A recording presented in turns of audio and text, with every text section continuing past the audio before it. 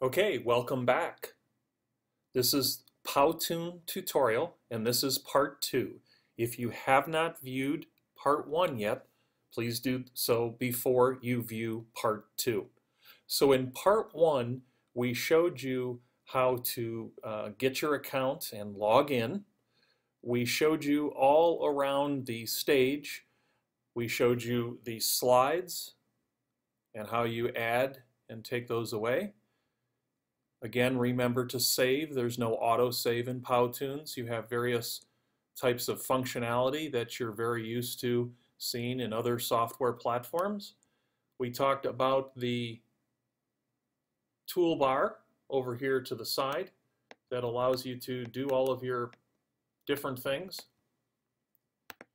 And you have a More area that allows you to expand beyond the 4 that you can see. And then you can hit less after you've opened it up. You've seen what all of your choices are. You can close that back down by hitting less. If you hover your mouse over the icons, you'll get a larger view, or in cases of animation, you'll get to see how the animation works. You also have some transitions down here to play with, and then again the backgrounds to play with and adjust. So if you were with us from last time, if you remember, we created 3 individual slides, and upon doing that we added some text, we added some characters and some props and so forth, along with dealing with various types of integrations.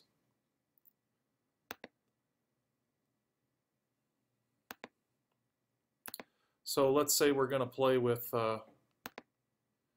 some of these entrances and exits. We'll do no hand on that one.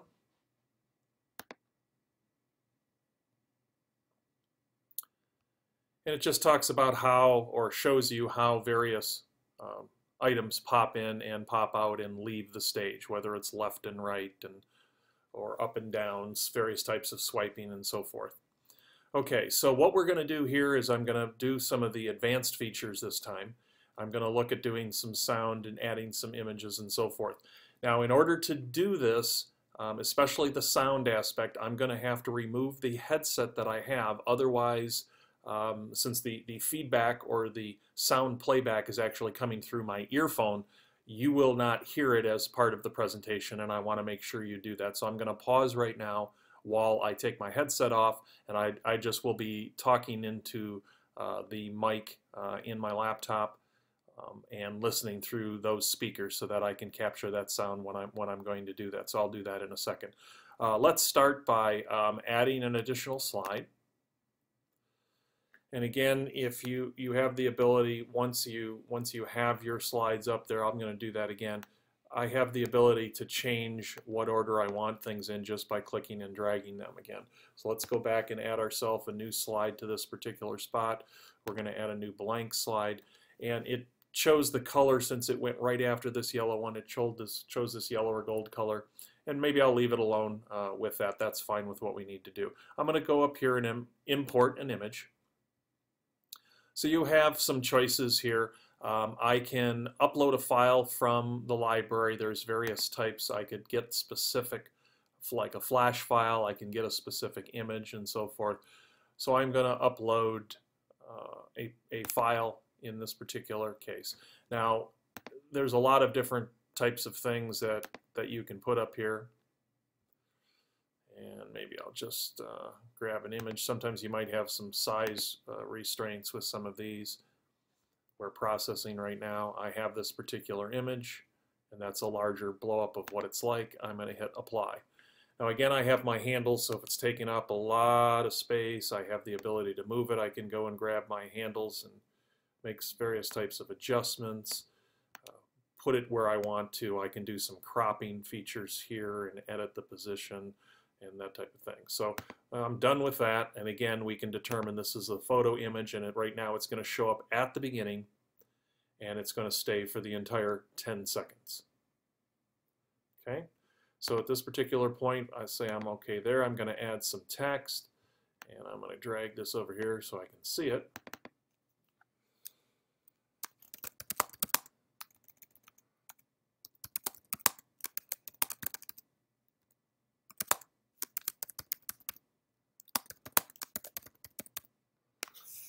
Okay, and I'm going to get out of here. I have to do some adjustments, otherwise we won't be able to see this entire thing. This is St. Mark's Square in Venice. Okay, so we're good there. And again, the text is popping in 1 second. Again, there's the photo, 0 seconds. The text is popping in 1 second, and it's going to remain for that entire rest of the slide, up to 10 seconds. So I just showed you how you could add an image. Again, I just went straight to this area. You could actually have some image holders on there if you wanted to. I could come up with a frame. Let's say I'm going to move down here, and what do I want to do? Let's add a new.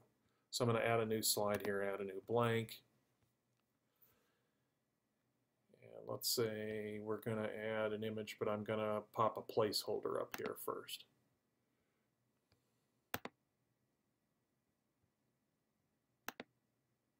Oops.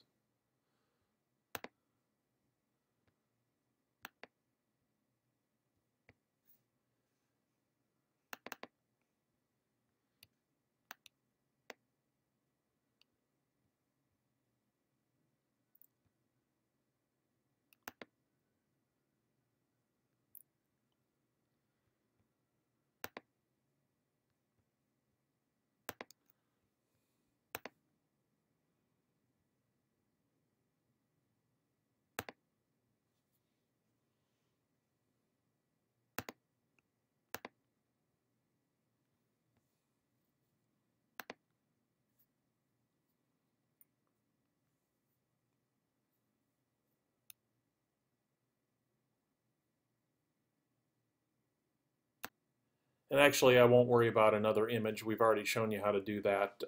Some of these special features, I don't really want to take the time in this second part of this presentation to show you some of the more advanced features and some of the other things that you can do. You'll be able to figure that out on your own. I'm going to now go to adding our sound item here. So I'm clicking on sound. And again, I'm going to pause it. This is where I'm going to have to take my microphone off so that we'll be able to hear the playback on what it is that I'm going to do. So I'm going to pause here. So let's first look at the music track. With the music track, I can import a file. I can have it just play through one time, or I can loop it. I have the ability to go down here and identify by genre. I can come down and see what possibilities I have for various music. Here's an explain away. It's buffering this particular. Turn it down a little bit. I have the ability to grab this bar as far as once I import it, if I felt that this was too loud. Say this is the one I want, so I'm going to hit add. And then I can play it and hear what it sounds like. Maybe that's too loud. I can drag this bar to the left for less sound and for the right. And again, as you can see, this particular track is 1 minute and 3 seconds long. I can play whatever portion of it I want. If it goes beyond 20 seconds, remember it's going to go over more than one slide, because each slide only has the maximum length of 20 seconds.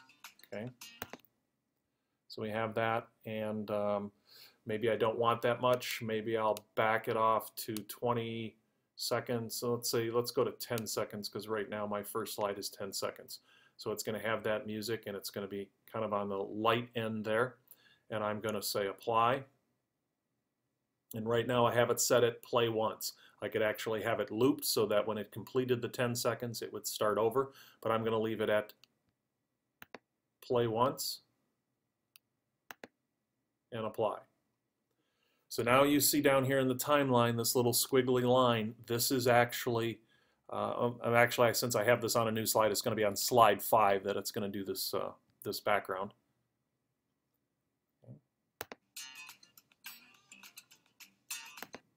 Now I still have the ability to add text and images and all the other stuff.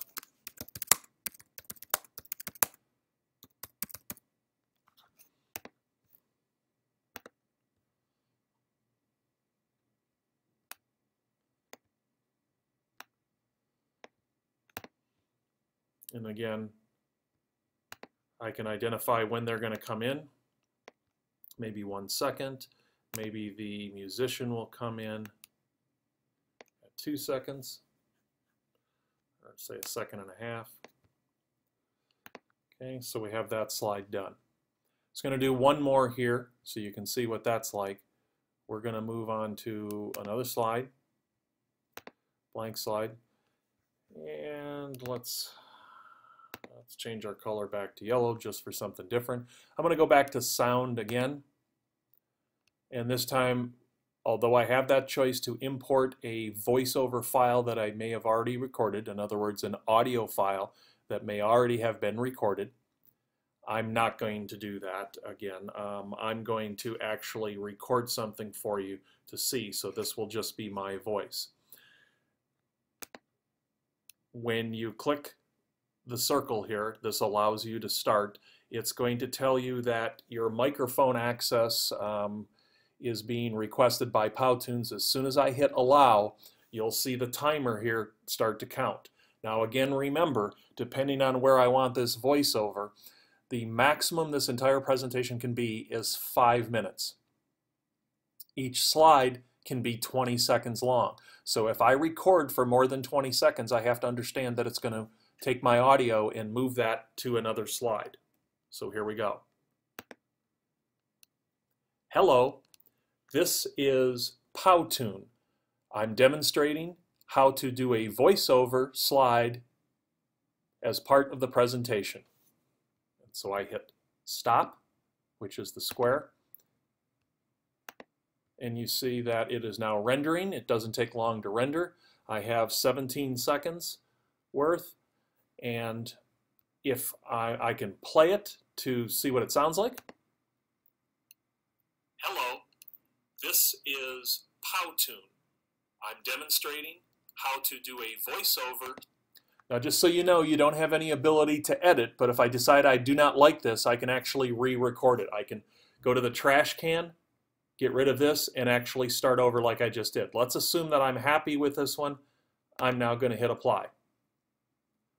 And now this particular slide, the sound is being rendered on this particular slide, and we will have some sound on this slide. So I'm going to go and grab my animation, put that on there. I could put some text on there if I want to. Where does the animation come in? Looks like we're right away doing it the entire 10 seconds. I'm going to extend this slide out. As you can see, recall I had 17 seconds worth of music. So I need to send it out to at least the 17 seconds, and I'll want my little guitar player to sit around for that entire time. Again, I'm going to go up and hit save. Remember, there's no auto save, so I want to get all these pieces saved. So I've already done playback. You know what this kind of stuff looks like. You know how to adjust things down in the timeline, how to click and drag, move things around. You know how to add text. You have a little bit of familiarity with some of the things in here. At least you know how to go in and experiment. You can always move things around, cut things out, start over. Very easy to do. So again, this is part 2 going along with the part 1 on Powtoons. So why would we use this? Well, you could use this to have students show a process. You can use this as a faculty yourself to demonstrate various things, but assuming that we're going to assign students to use this tool, because it's, again, it's free. The basic version is free. So they could show a process. They could use it for digital storytelling. They could use it for a concept formation exercise where they're taking in all of the different pieces of content and they're putting them in silos that represent their understanding as they continue to learn and they build knowledge and add knowledge on top of knowledge. They could do some concept formation with this tool. They could show their findings in a different way from maybe other ways that you may have them do that, like a PowerPoint or maybe a paper. Also good, you could use it to have them show some basics or maybe like a compressed review version of findings from a case study. So maybe they take, rather than writing a paper, maybe the students will list individual key points and talk about those using some graphic images and some audio and some sound, and or maybe some exploration or some research that they do, and they can just do a presentation on just the findings.